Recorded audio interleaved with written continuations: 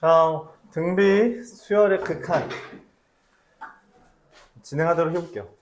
등비 수열의 극한에 대해서 지난 시간에 간단하게 설명을 했는데 지난 시간에 설명은 하되 다루지 않은 문제에 대해서 다루는 시간이 될 거고요.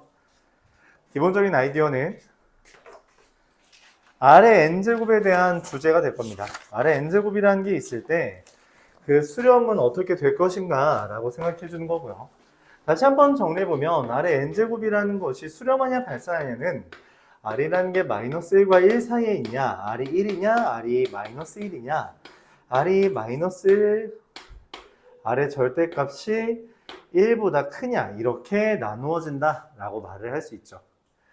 이거는 명확하게 무한대 또는 마이너스 무한대로 발산하게 되겠고요.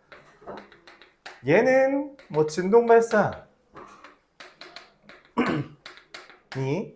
이거일 땐 1이, 이거일 땐 0이 극한값으로 나오게 되겠다라고 하는 것이 기본적인 개념이다. 그래서 우리가 등비 수열의 수렴 조건이라고 한다면 이 둘을 한데 묶어서 마이너스 1과 1 사이다 라고 말을 하는 거지만 만약 AR의 n-1제곱이 AN이다 이런 형태로 표현이 되어 있다면 그 R이 마이너스 1과 1 사이다 라는 거에 추가로 뭐가 들어간다? A가 0이다 라는 것까지 들어간다는 것만 신경 써주면 되겠어요. 그래서 이 주제를 바탕으로 우리가 이제 문제들을 좀 풀어볼 겁니다. 내용 자체는 그렇게 많지 않죠. 자, 150번부터 한번 관련된 개념을 진행해 보겠습니다. 150번 보면 FR이라고 하는 것이 리미트 n이 무한대로 갈 때 R의 n제곱 더하기 3의 n제곱 분의 R 곱하기 R의 n제곱 더하기 3의 n제곱 빼기네 이렇게 되어 있습니다. 자, 근데 이게 FR이라고 했기 때문에 뭔 얘기냐면 R의 범위에 따라 값이 달라질 수 있다는 것을 말한다고 생각해 주면 돼요. 여기에 있는 거랑 그대로 따라가는 건데 실제로 여기 있는 거랑 비교하면 말이 안 되죠. 그래서 이게 뭔 말이냐면 분모 누가 크냐. 아까 했던 우리가 분모의 최대 차수를 마치 찾듯이 밑이 제일 큰 거 찾아달라는 거죠. 둘 중에 누가 밑이 커요?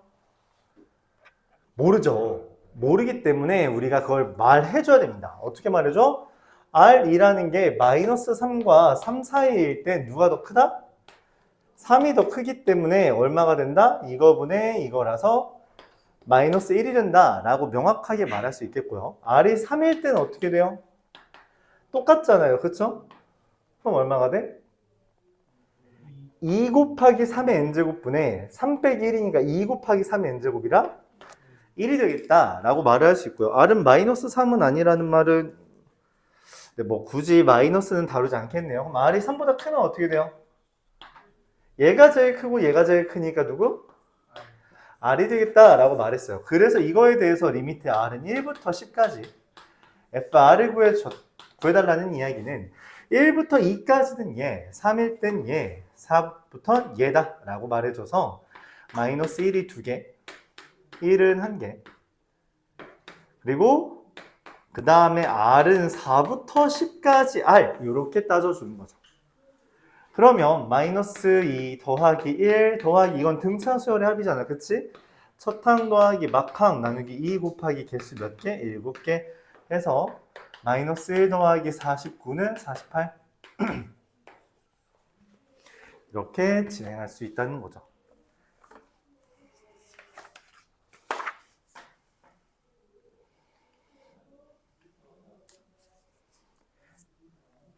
(156번도) 사실 이거에 마찬가지라서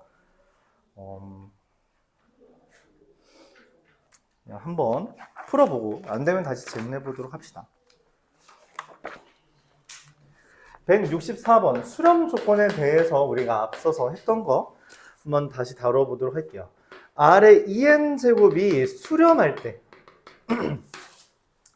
R의 2n제곱이 수렴한다는 건 R의 제곱이라는 게 뭐랑 뭐 사이라는 거예요? 1과 0 사이입니다. 왜냐면 R의 제곱은 애초에 마이너스가 될 수 없기 때문이죠. 그래서 이렇게 봐주는 게 좋고요. 왜냐면 우리가 n을 기준으로 봐줘야 되기 때문에 아래 2n제곱이라고 하더라도 r을 기준으로 보는 게 아니라 아래 제곱을 기준으로 봐주는 게 좋아요. 3n제곱이라고 했으면 아래 세제곱을 기준으로 봐주는 거고요. 알았죠? 자, 아래 제곱이 0과 1 사이다 라고 돼 있을 때 그럼 r이라는 게 뭐랑 뭐 사이라는 의미가 돼요? 마이너스 1과 1 둘 다 등호가 붙습니다. 조금 느낌이 달라졌죠? 자, 그래서 기억부터 볼게요. 3분의 r의 n제곱이 수렴하는지는 이 3분의 r이라는 거의 범위를 따져주면 되는데 마이너스 3분의 1과 3분의 1 사이이기 때문에 수렴한다 라고 말을 할 수 있고요. 니은 3분의 r-1이라고 했기 때문에 어떻게 돼요? 마이너스 3분의 2부터 0까지죠. 이것도 당연히 수렴한다 말할 수 있습니다. 디귿 같은 경우는 2분의 r-1인데 n제곱이라고 써야겠죠? 2분의 r-1은 어떻게 돼요? 마이너스 1과 0 사이죠. 잠깐만, 근데 지금 얘는 마이너스 1이 들어있던 이유는 제곱이라는 게 1이 돼버리니까 나온 거잖아. 그치? 그럼 그냥 마이너스 1이 포함되면 돼요? 안 돼요? 안 되죠. 그래서 디귿은 수렴하지 않는다 라고 말을 할 수 있는 거고요.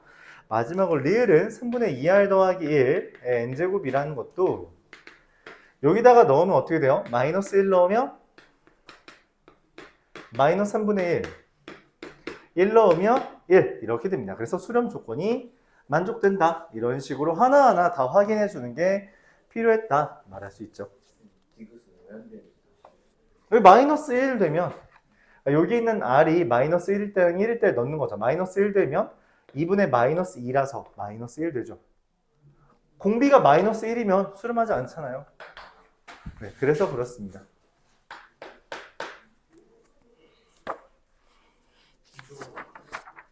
부등식 양극값을 대입하면 그쵸. 양극값 대입하면 그게 범위로 나오게 됩니다.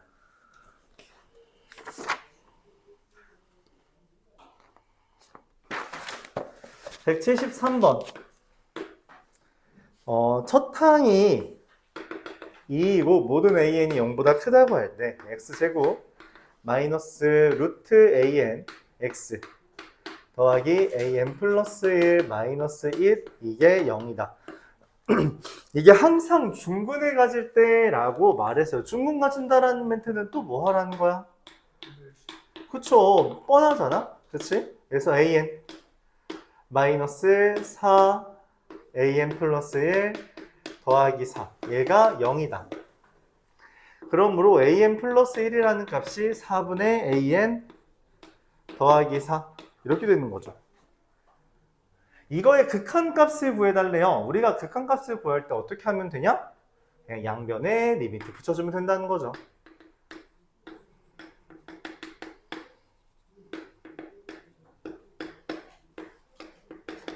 자, 그렇다면 리미트 an 플러스 1을 우리가 알파라고 할 때 얘도 무슨 일이 벌어진다?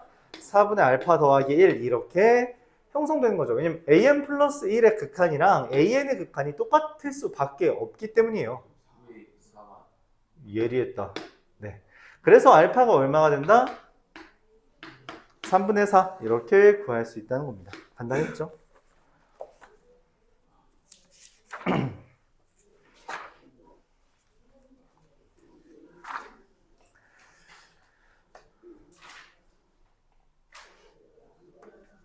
자, 이어서 우리 급수에 대해서 다루어 보도록 하겠습니다.